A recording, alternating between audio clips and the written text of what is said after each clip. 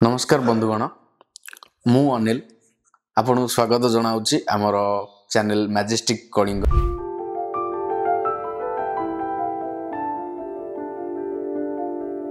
तो आमर चैनल रो मुख्य उद्देश्य है आमर ओडिशार कला संस्कृति तात्पर्य एवं विभिन्न प्रकार कला को आपण सामने आनिबा बहुत प्रकार एभली तथ्य अच्छी जोटा कि आपण को भ्रांत करुच्ची भ्रांत धारणा रखी मध्य।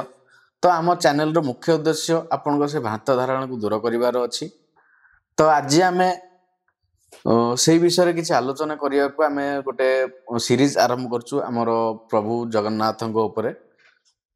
तो जगन्नाथ विषय बहुत प्रकार तथ्य अच्छी रोचक तथ्य अच्छी ऐतिहासिक कथा अच्छी जो कि लोकंकर बहुत प्रकार धारणा भूल मध्य रही। आजिकल किसी यूट्यूब आउ इंस्टा बहुत प्रकार तथ्य देउजंती किंतु से माने ताकू ठीक बागरे आपण सामने आनी पारु नाहंती। तो आमे चेष्टा करूचु हमर ए जो जगन्नाथ को ऊपर जो सीरीजटा आरंभ करिचु ता भीतर आपणकर किछि आमे तथ्य आपन को जणाइबु भ्रांत धारणा को दूर करिवा पई। तो आज मो सहित मोर बड़ भाई संबित कुमार मल्लिक अछंती। तो जगन्नाथ संस्कृति विषय मुझे सहित किसी आलोचना करिया चाहिए जोटा कि आपण मध्य भल लागिबो। तो आसंतु जानिबा। तो संबित भाई धन्यवाद सनिल। आम ओडिशार कला संस्कृति विषय जदि मैं आलोचना करबा अनेक प्रकार कला संस्कृति लोककला मोर वर्तमान गोटे कथा होची आम कला संस्कृति हजि जाउची। वर्तमान आधुनिकतार जो आमे दिन में गति कर लोक साहित्य लोक परंपरा आम से गाँव रते बड़े आम गछ मूल सन्ध्या बेले भागवत आलोचना करे सब धीरे धीरे हजि जाऊे। तो एगुड़ी आमको किपरि भाव से उज्जीवित हो पार आ जो कथा तुम कहल कि आम जगन्नाथ विषय जो भूल इनफॉरमेशन जहाँ भी आमर गोटे प्रथम कथा होची आम जगन्नाथ संस्कृति को जदि आम ठीक भाव में लोक मान पाखरे पहुँची पारिबा सेटा ही हम आम मनुष्य जन्मर एकमात्र एक्जाक्टली। एवं जदि महाप्रभु विषय आलोचना करबा होय त जीवन भी सरी जीव तांकर रहस्य तांकर गारिमा तांको विषय थिबा इतिहास तांको पौराणिक कथा बहुत सरीब नाही। तो आज आमे जति कि पारिबा महाप्रभु विषय आलोचना करबा तो उद्देश्य होची किपरि लोक माने भल भाबरे हमर जगन्नाथ साहित्य जगन्नाथ संस्कृति विषय भल भाबरे जानिबे ठीक तथ्यटा एक्जाक्टली। तो मु आपन पचारा चाहिए आम जगन्नाथ साहित्य विषय ऐतिहासिक विषय। तो आपन कहतु जगन्नाथ मंदिर माने प्राय केबे आरंभ होइथिला आउ ताउ किए आरंभ करथिले तापरे आमे आगु जानिबा। जदि आमे महाप्रभु को विषय जानिबा ए विषय अनेक गवेषणा करा जायछि अनेक गवेषक मध्य करिसंती। महाप्रभु को जदि गोटे लैंग्वेज रे कहबी आदि अंत केही जानि नाहंती कि जानि परिबे नाही। केबे महाप्रभु आसिले श्रीक्षेत्र पुरी बा महाप्रभु मंदिर ये सब विषय विभिन्न प्रकार पुराण रे आलोचना कराई। आमे जो ऐतिहासिक कथा वस्तु आमे तो परे तक आलोचना करबा आधुनिक इतिहास युग कथा। जदि आमे प्राक ऐतिहासिक कथा देखिबा विभिन्न प्रकार पौराणिक कथा वस्तु धर्म ग्रंथ यथा स्कंद पुराण पद्म पुराण विभिन्न प्रकार पौराणिक कथा वस्तु महाप्रभुंकर श्रीमंदिर कथा श्रीक्षेत्र कथा एवं महाप्रभु कथा भल भाव में विस्तृत आलोचना कराई। किंतु एठी तमे जो प्रश्न कल जे केबे ए मंदिर तैयारी हिची आम श्रीमंदिर बा जदि आमे गोटे आधुनिक बा हमर जब इतिहास लेखाला से विषय आलोचना करबा पाखापाखि देखा जाए 1200 ख्रीष्टाब्द रे गंगवंश राजा बा प्रतिष्ठाता चोड़गंग देव आकु स्टार्ट करथिले मंदिर निर्माण एवं किछि रिसर्चर मध्य कहंती जे अनंग भीम देव आकु समाप्त करथिले मंदिर। एटा होची हमर जहां आम पाखरे वर्तमान अवेलेबल डाटा अछि बा तथ्य अनुसार एक्जेक्टली। तो आउ किछि जगन्नाथଙ୍କ विषय बहुत रोचक तथ्य अछि अनेक तथ्य अछि। हां निश्चित। तो मु ता विषय किछि जानिया चाहूछि हमर जो प्रकार तथ्य जेमिति कि मो दृश्यमान भितर कि आमर जो पताकाटी पवनर विपरीत दिगरे बहुची। यस। तो सेही भले अनेक बहुत अनेक प्रकार महाप्रभु विषय अनेक प्रकार अछि जोटा तमे कहिलो जे पवनर विपरीत दिगरे महाप्रभु को पतित पावन बाना उड़े। तो से विषय मुझे कहबी वैज्ञानिक कारण बा वैज्ञानिक माने रिसर्च करी करी सेठी मध्ये काहेकि घटुची तार उत्तर एपर्यंत पाई पारि नाहांती जथा जोटा कहिलो जदि आमे देखिबा जदि पवन रो बेग गोटे डायरेक्शन जाउची महाप्रभु को पतित पावन तार विपरीत दिगरे उडे जोटा कि काहेकि घटुची ए पर्यंत केही भी कहि परिबा नाही आ गोटे रोचक तथ्य अनिल मु कहिबेठी एमिति पृथ्वी रे कोनसी वस्तु नै जे छाई नथिबो किंतु आम श्रीमंदिर रो छाई केबे भूपृष्ठ रे पड़े नाही आ गोटे कथा तमे जानिथिबो जे नीलचक्र को बा जते आमे देखिबा दूररु नीलचक्र को तमे जो डायरेक्शन बा जोठु देखिबो तुमको लागिबो जेमति नीलचक्र सीधा अछि एटा काहे की अछि कोन पई आर माने कथार अछि महाप्रभु को विषय रे देवता माने मध्य महाप्रभु को रहस्य श्रीमंदिर रहस्य के जानि पारि नाहंती आदि अंत जानि नाहंती केबे आरंभ केबे शेष केही कहि परिबे नाही ए विषय रे तो हमें ता विषय रे पुणी गोटे नुआ वीडियो रे बहुत आलोचना करिबा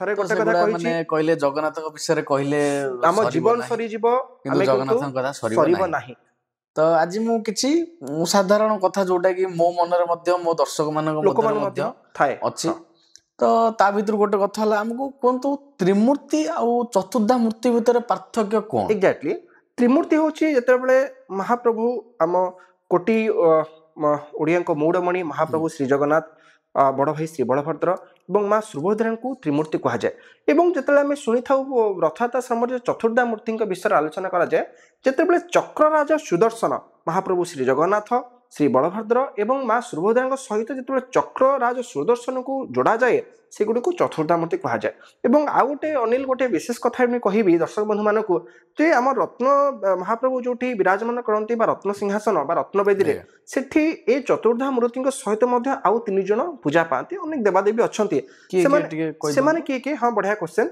भूदेवी श्रीदेवी एवं नीलमाधव भूदेवी श्रीदेवी होउचंती एमाने जगन्नाथ बाम पार्श्व दक्षिण पार्श्व रही था एवं नीलमाधव तुम जानी जे महाप्रभु जगन्नाथ जितेबले आम जो पौराणिक कथापुस्तक में पढ़ती कह जाए जे शबर मान द्वारा नीलमाधव रूप से महाप्रभु पूजित तो से परंपरा को भित्ति करी आज नीलमाधव मूर्ति को से रत्न सिंहासन रे चतुर्धा मूर्ति सहित पूजा करा जाए तो से पूजा विषय रे मु आउ किछि पचारउ चाहिबी हमर जेमिति कि हमर गां गंडा मानकरे गोटे मंदिर थिले ताकू किछि पुरोहित पूजा करंती बस तो जगन्नाथ महाप्रभु को मध्य किछि हमर 3 मूर्ति को पूजा करंती किंतु तांकर नाम किछि अलगा थाए हमें जे ताको सेवक कोंतु तो सेवक मध्य रे मध्य बहुत विभिन्नता अछि हां तो ता ऊपर मते कोंतु हमर जो केते प्रकार सेवक आउ 36 निजोग कोन बढ़िया प्रश्न आम श्रीमंदिर बहुत महाप्रभुंकर बहुत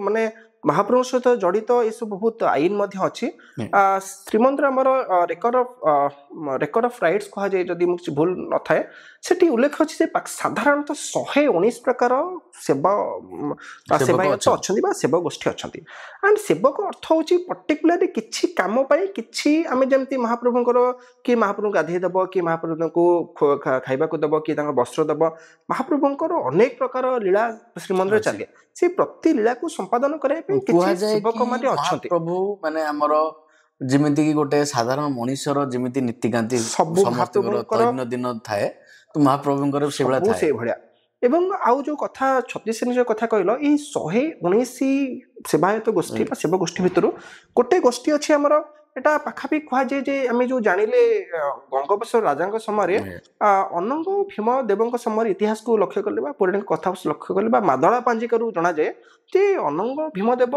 हुए तो से समय 36 निजोग बा महाप्रभुंक किछि विशेष 36 सेवा पई ए 36 निजोग प्रथा को स्टार्ट करथिले एवं ता भितरु गोटे भलो आमे आलोचना करिबो अनेक प्रकार सेवायत अछंती गोटे चुनरा सेवायत अछंती जोडा कथा तमे पचारलो जे महाप्रभु पतित पावन वाना कथा से परिप्रेक्षी में कहबी जो चुनरा सेवायत आम गोष्ठी तमे अनिल जानिथिबो महाप्रभुंकर पतित पावन बाना प्रतिदिन चेंज करा जाए नुआ बाना लागि थाए एवं ई चुनरा सेवायत हमर सेवायत गोष्ठी माने ई बाना को भाव केते कष्ट रे कोनस प्रकार माने मंदिर रो ऊंचा में देखिबा श्रीमंदिर हमर केते ऊंचा कौन प्रकार माने सहायता दरकार नहीं से माने बिना सहायता रे एका एका महाप्रभु को नमस्कार पकई प्रतिदिन जाती प्रतिदिन 5टा 6टा भितर ये बानाटी पतिता बाना प्रतिदिन आमर चेंज हुए आ गोटे माने तमे आश्चर्य हम ଏ ଚୁନରା ନାଁଟି କାହିଁକି ଆସିଛି? ଚୁନରା ନାଁଟି ଦେଖାଯାଏ ସାଧାରଣତଃ ଚୂନ ଶବ୍ଦରୁ ଚୁନରା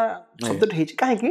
ଅନେକ ବର୍ଷ ତଳେ ଯେତେବେଳେ ମନ୍ଦିର ନିର୍ମାଣ କରାଗଲା, ଆମେ ଦେଖିଲେ 1200 ଖ୍ରୀଷ୍ଟାବ୍ଦରେ, ଯେହେତୁ ସମୁଦ୍ର ଥିଲା, ମହୋଦଧି ତା ପାଖରେ ଥିଲା, ମହୋଦଧିର ଲୁଣି ପବନ କାଳେ ମନ୍ଦିରକୁ କିଛି ନଷ୍ଟ କରିବ, କାଳେ ଗର୍ତ୍ତ ସୃଷ୍ଟି କରିବ, ସେଥିଲାଗି ଚୂନ କିଛି ରାଜା ସେତେବେଳେ ବା କାରିଗର ମାନେ ଭାବିଥିଲେ ମନ୍ଦିର ଚୂନ ଲେପନ କରିବେ ଏବଂ ସେ ଚୂନ ଲେପନ ପ୍ରଥାକୁ ଆଧାର କରି ଏ ସେବାୟତ ଗୋଷ୍ଠୀ ଅଛନ୍ତି, ଚୁନରା ସେବାୟତ।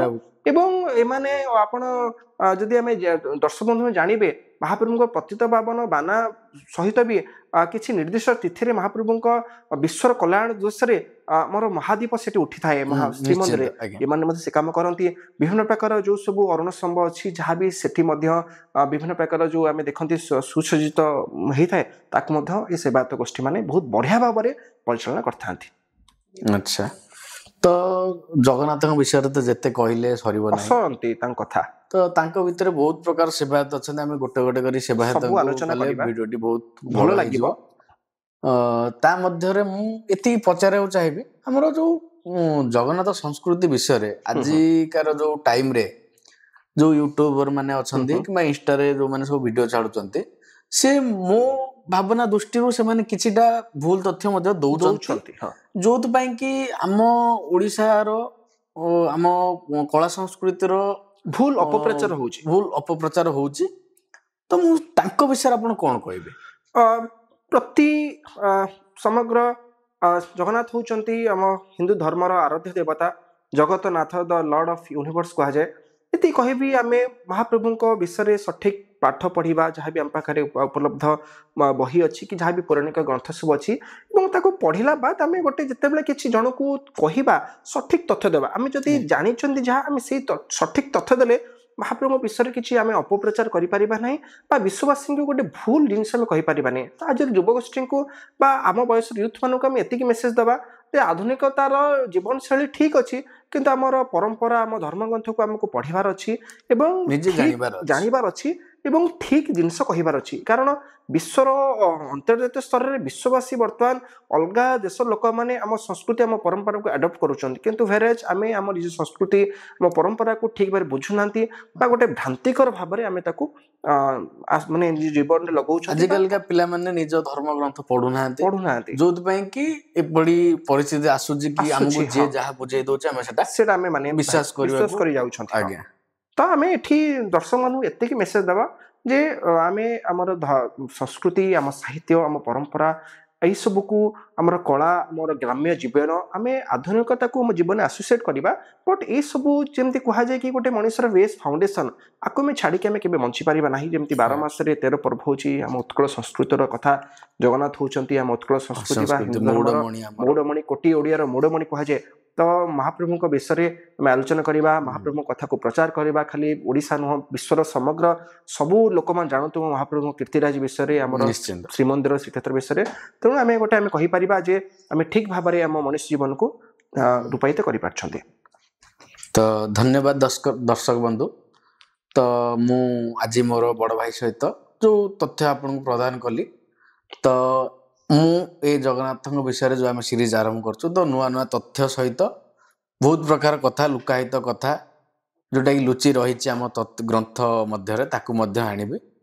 ତ ଧନ୍ୟବାଦ, ଆଉ ଆମ ଚ୍ୟାନେଲକୁ ସବସ୍କ୍ରାଇବ କରନ୍ତୁ।